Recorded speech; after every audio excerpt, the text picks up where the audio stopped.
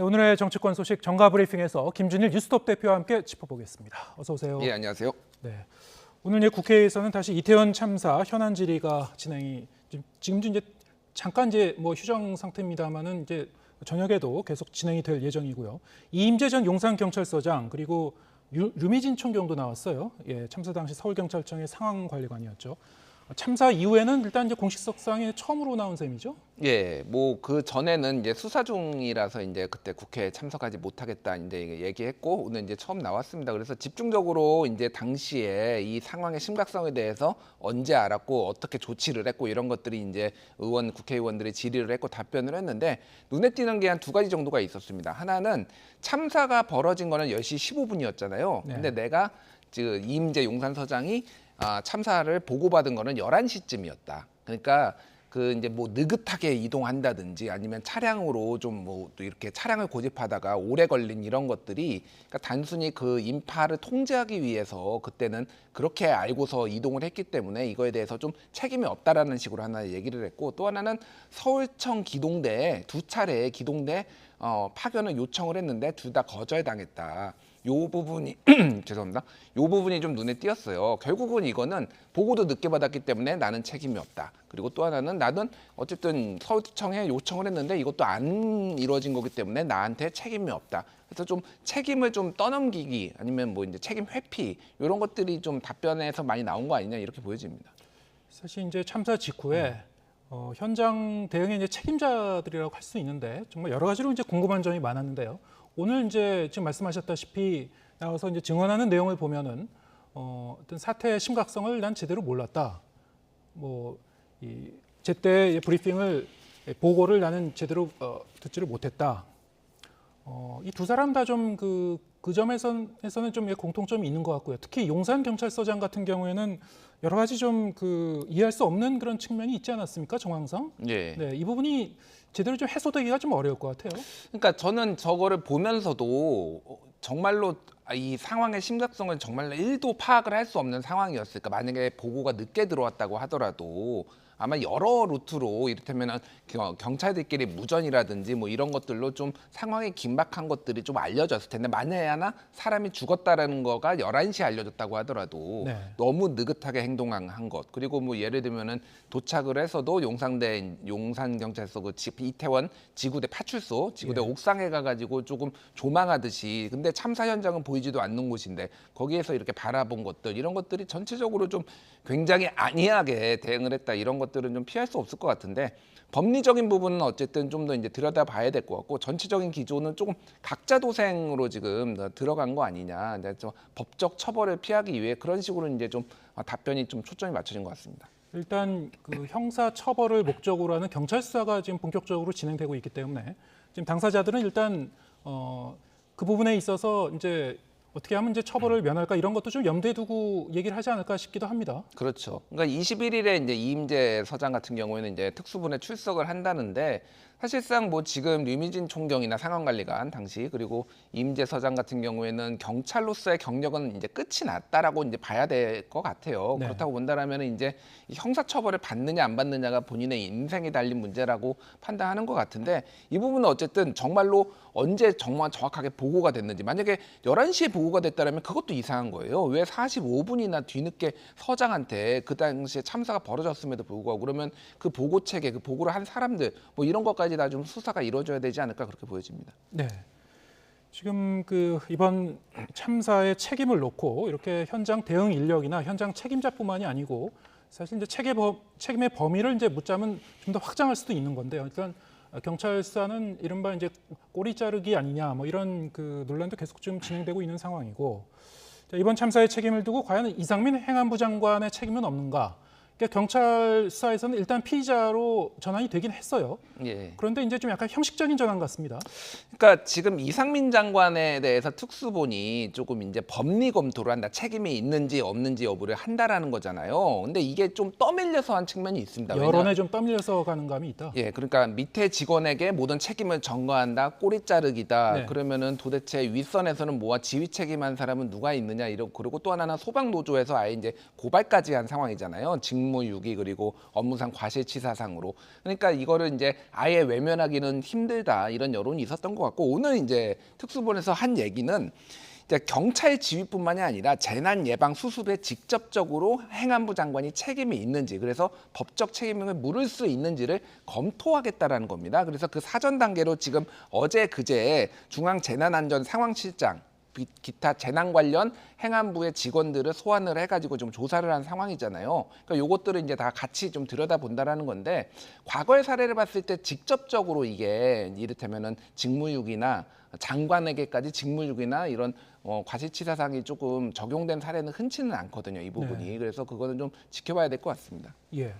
일단 이제 피의자로 전환이 됐다는 얘기 자체는 고발이 들어왔기 때문에 자동적으로 전환이 된 것이고, 그것만으로는 뭐 어느 정도 의지를 갖고 수사를 본격화할 의지가 있는지는 뭐 직접적으로 이제 가늠해 볼 길은 없는 것 같습니다. 지금 말씀하신 대로 좀 더 이제 수사 진행 상황을 좀 봐야 되겠군요. 일단 지금 그 특수본 죄송합니다. 경찰 특수본의 입장은 이거를 공수처에 넘긴다라는 거예요. 이상민 장관에 한해서는. 근데 예. 공수처에서는 60일 동안 이거를 검토를 해가지고 60일 안에 이제 결정을 하게 돼 있거든요. 네. 그럼 그 기간 동안 아무것도 안 할 수는 없으니까 이런 네. 부분들을 들여다본다라는 건데, 공수처가 이거를 받을지, 그럼 공수처는 그럼 이상민 장관만 이거를 수사하는 것도 좀 이상해요. 왜냐하면 이게 다 보고 체계가 연결이 돼 있으면은 경찰하고 또 이 특수본하고 또 협력을 해야 되는 상황이거든요. 그래서 일단은 공수처의 결정도 봐야 되고, 지금 특수본이 이 부분에 있어서 정말로 법적으로 문제가 있는지 여부를 그렇게 판단을 하는지, 그것도 앞으로 좀 지켜볼 상황인 것 같습니다. 만에 하나 공수처가 안 받을 경우에는 어떻게 되는 겁니까? 그러면 다시 경찰에 오는 거죠. 다시 경찰로 이제 공이 예. 돌아오는 거군요. 그렇죠. 네. 예. 그 다음에 이제 또 경찰은 어떻게 할 것인지 고심을 하게 될 거고요. 지금 말씀하신 대로 좀 시간이 좀 걸릴 수도 있겠군요. 그러면은. 그렇죠. 예. 법적으로는 사무규칙에 보면, 공수처 사무규칙에 보면은 60일 이내에 회신을 하게 돼 있거든요. 이거를 예. 받을지 안 받을지. 그래서 60일을 꽉 채울지 아니면 뭐 한 달 만에 이제 그거를 결정을 할지 여부도 봐야 돼서 전체적으로 좀 시간이 걸릴 것 같긴 합니다. 자, 그런가 하면은 이제 형사적인 책임 외에도 사실 정치적인 책임도 있습니다. 이상민 장관의 이제 거취 문제를 놓고 계속 좀 논란이 진행이 되고 있는데, 오늘 윤석열 대통령이 이제 공항으로 돌아오는 장면을 보면 이제 악수를 청하면서 수고 많이 했다, 고생 많이 했다 이렇게 격려를 했다고 하죠. 자, 이걸 놓고 이게 과연 이제 유임의 뜻이 담긴 것이냐 아니냐 어떻게 보십니까? 그렇게 해석될 수밖에 없죠. 유임의 뜻이. 그러니까 지금 오늘 공항에 오전 6시 50분 정도에 지금 성남공항에 이제 대통령이 도착을 했잖아요. 예. 거기에 나간 사람이 당에서는 정진석 비대위원장하고 주호영 원내대표, 그리고 대통령실에서는 김대기 비서실장, 그리고 이진복 정무수석, 그리고 정부에서는 조현동 외교부 1차관, 그리고 행안부 장관, 이상민 행안부 장관이 나갔어요. 예. 자, 뭐 나머지는 그렇다라고 했는데, 이상민 행안부 장관이 그럼 굳이 여기 나가야 될 이유가 있느냐? 나갈 필요는 없다. 예, 다른 장관들도 아무도 안 나왔고, 예. 그럼 총리도 아니고 한덕수 총리도 아니고, 근데 예. 나갈 때도 이 멤버가 환송을 했고, 예. 지금도 이 멤버가 그대로 왔거든요. 네. 그리고 가장 먼저 이상민 행안부 장관한테 고생 많았다라고 얘기를 했고요, 나머지한테는 수고했습니다라고 얘기를 했어요. 예. 그러니까 같은 단어가 아니었습니다. 아, 다른 단어였군요. 다른 단어였어요. 고생 많았다라는 거는 한마디로 얘기하면 야당 공격받느라고 고생 많았다, 이렇게 이제 해석될 여지가 있는 거죠. 그래서 지금은 대통령실의 기조도 그렇고 선수습 후 문책, 그렇다고 본다면 일단은 경찰 특수본 수사가 나오기 전까지는 이상민 장관의 거취를 그대로 가져가면서 그 이후에 수사 결과를 보고 책임을 묻겠다라는 기조로 좀 가는 걸로 봐야 될 것 같아요. 그래서 국민의힘 내부에서도 이상민 장관이 좀 문제가 있다, 뭐 문책 정치적으로는 책임을 져야 된다는 얘기가 좀 쏙 들어가는 그런 모양새입니다. 여당 내 기류하고도 좀 연결해서 종합적으로 좀 볼 필요는 있을 것 같은데요. 지금 보면은 연내 개각 가능성도 있다는 그 일부 관측도 있습니다만, 네. 지금 시점에서는 유임이라고 하더라도 그러면 이 연말쯤 돼 갖고 좀 상황이 달라질 여지도 있는 겁니까? 그렇죠. 그러니까 지금 여러모로 뭐 이제 여러 개각 얘기가 나오고는 있어요. 그게 예. 누가 될지는 아직은 모르지만은, 그러니까 쉽게 얘기를 하면은 지금 대통령실의 기류는 이렇게 여론에 떠밀려서, 특히 야당에 떠밀려 가지고 내가 장관을 바꾸지는 않겠다. 네. 뭐 이런 기류인 것 같아요. 그렇다고 본다면은 과거에 이제 참사 사례들 보면은, 예를 들면은 세월호 때는 이주영 해수부 장관이 7개월 만에 사고 7개월 만에 이제 어느 정도 수습을 하고 경질이 된 사례도 있고 성수대교 같은 경우에도 국무총리가 이영덕 국무총리가 사고 난 뒤 연말에 10월에 났는데 12월에 이제 2달 뒤에 교체가 됐거든요. 네. 그런 식으로 조금 할 가능성이 상당히 높아졌다 이렇게 봐야 될 것 같습니다. 예, 알겠습니다. 윤석열 대통령의 이제 동남아 순방 성과에 대해서 좀 얘기를 해보죠. 일단 그 정상회담이 뭐 여러 차례 있었습니다만 형식적 측면에서 보면은 그 회담 자체는 뭐 정상적으로 진행이 된 것 같아요. 하지만 그 내용적 측면을 보고는 뭐 이 외교라는 게 여러 가지 입장에 따라서 해석이 좀 달라질 수 있는데 역시 여야의 그 평가가 상당히 좀 상반된 평가가 나오고 있죠. 그러니까 좀 이게 정치적 레토릭 수사는 좀 빼고 볼 필요가 있어요. 예를 들면 뭐 정진석 비대위원장 같은 경우에는 뭐 동맥 경화를 뚫었다. 그래서 무너진 한미 동맹을 다시 뭐 복원했다 이런 취지의 얘기를 했고 뭐 민주당에서는 빈손 외교다, 굴욕 외교다라고 했는데 사실 뭐 그동안 한미 동맹이 무너졌다라고 볼 수도 없는 거고 그렇다고 빈손이라고 보기도 힘들다라고 한다라면은 조금 이제 좀 냉정하게 평가할 필요는 있을 것 같습니다. 그래서 한미일이 포괄적 이제 협력을 경제 안보에서 한다라는 거 이런 것들이 조금 이번에 눈에 띄는 건데 예. 양이 있으면 의미 있거든요. 네. 그만큼 중국하고의 관계라든지 이런 것들이 조금 멀어지고 좀 껄끄러운 관계가 됐다. 이런 것들은 조금 이제 부정적으로 볼 여지가 있는데 이거는 외교는 사실은 요 바로 앞에서 회담에서뿐만 아니라 그 이후에 여파가 어떻게 진행되느냐도 좀 봐야 되기 때문에 성적표는 좀 더 지켜봐야 될 것 같습니다. 예. 근데 이번 그 해외 순방에서는 정작 그 외교 일정, 그 회담 자체보다도 좀 다른 측면인데요.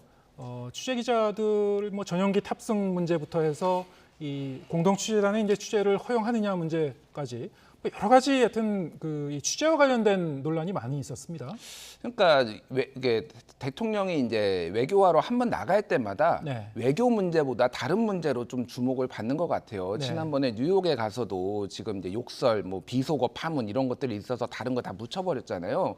이번에도 사실 이렇게 언론하고 좀 불편하게 이렇게 해야 되느냐, 예. 이게 전략적으로 맞느냐 이런 문제도 있습니다. 그러니까 특히 이제 뭐 MBC 전용기 배제 네. 이것도 있고요. 또 하나는 이제 그 전속 취재라는 이름으로 비공개로 하고 그 다음에 언론 브리핑도 안 하고 예. 질의응답도 안 하고 그러면은 이제 소위 말해서 받아 쓰라는 거냐? 그럼 우리가 주는 대로 쓰라는 거냐? 이거는 자유민주주의 국가에서는 이렇게 안 하거든요. 그러니까 미국도 뭐 일본도 다 나와서 질의응답을 하든지 뭐 이런 설명을 하든지 그랬는데 이런 부분들이 다 빠졌다라고 한다라면은 언론 자유에 대해서 조금 이 부분에 있어서는 앞으로도 논란이 될 것 같고 특히 이제 전 정말 이해가 안 되는 게 이게 그 프놈펜에서 발리로 이동하는 그 비행기에 있잖아요. 네. 보통 여기에서 질의응답을 하거나 브리핑을 해가지고 성과에 대해서 설명을 하는 게 대통령이 말씀하신 대로 세금을 써가면서 전용기를 띄우는 이유였거든요. 그렇죠. 근데 기자 2명만 사적 대화를 하겠다고 기자 2명만 뭐 한 5분, 10분도 아니고 1시간 동안 얘기를 하고 나머지 기자들은 다 배제를 한다? 그러면은 나머지 기자들이 얼마나 열받겠습니까? 이건 굉장히 상식적인 거거든요. 네. 이거 대통령실 뭐 홍보수석이나 이런 분들이 모르지 않으니까 기자 생활을 해봤으면은 그래서 언론 전체를 좀 껄끄럽게 만들고 적으로 돌리는 이런 거 아마추어적인 행동을 왜 하는지 잘 이해가 안 되고 그냥 오기의 정치를 하는 거 아니냐 좀 굉장히 우려됩니다. 예. 앞으로도 이제 해외 순방이 종종 있을 것이고 이런 일이 이제 앞으로 이제 되풀이되는 건 아닌지 좀 이렇게 역시 이제 우려되는 지점이긴 합니다. 앞으로 이제 이와 관련해서도 논란이 좀 계속 이어지지 않을까, 사그라들지는 않을 것 같은데요. 자, 이 해외 순방 기간 동안에 이제 김건희 여사의 행보를 놓고도 이런저런 얘기가 있었습니다만 일단 그 일정 자체가 이제 비공개 일정으로 해서 역시 이제 이른바 전용 이 취재, 전속 취재라고 하죠. 이 편집된 영상, 사진만 이제 제공하는 형태로 이제 보도가 됐습니다만. 이 방문 일정을 놓고 이 야당 의원이 얘기를 한 그 발언이 좀 문제가 또 됐습니다. 여야 간에 이제 정적 공방이 됐죠. 김 여사가 의료 취약계층, 심장병 어린이를 이제 만나는 일정을 이른바 빈곤 포르노라고 장경태 민주당 최고위원이 이제 표현을 했습니다만, 자 여야 공방이 상당히 좀 격화가 됐습니다. 이를 놓고 어떻게 보셨습니까? 뭐 윤리위원회 제소하고 뭐 기타 등등의 지금 뭐 긴장 관계에 있는데. 그러니까 역지사지인 것 같아요. 뭐 장경태 의원은 이게 이제 실제 있는 단어다라는 거고 그거 맞습니다. 빈곤 포르노라는 단어를 쓰기도 합니다. 그러니까 구호 단체들이 가장 불쌍한 아이들 아니면 연출을 해가지고 최대한 돈을 이제 많이 받아내는 이런 행태들의 과거에 이제 그렇게 비판하면서 나온 거고 이 포르노라는 단어가 이렇게 선정적이다라는 의미로 많이 쓰이는데 예를 들면 푸드 포르노 뭐 이런 네. 단어도 있거든요. 먹방을 막 하는 것들 이런 것들이 이미 1980년대에 이미 예. 영국에서 나온 그런 단어들입니다. 다만 이거를 썼을 때 그 빈곤 포르노라는 단어를 썼을 때 이게 정치적으로 어떤 여파가 있을지 장경태 의원이 몰랐을까요? 그러니까 역지사지로 쉽게 얘기하면은 문재인 정부 때 국민의힘에서 김정숙 여사한테 빈곤 포르노라는 단어를 썼으면은 민주당은 가만히 있었을까요? 그러니까 이거는 그냥 자기 진영을 보고 조금 이렇게 강경 지지층을 보고 한 발언이고 이렇게 반발하고 이런 건데 이런 것들은 조금 어떤 정치적 파장을 고려해서 좀 자제를 해야 되지 않을까 그렇게 보여집니다. 사실 이제 야당 입장에서도 저런 것이 이제 정치적으로 득이 될까 좀 의구심은 드는군요. 예. 예, 알겠습니다. 오늘 말씀 여기까지 듣겠습니다. 김준일 뉴스톱 대표와 함께했습니다. 고맙습니다.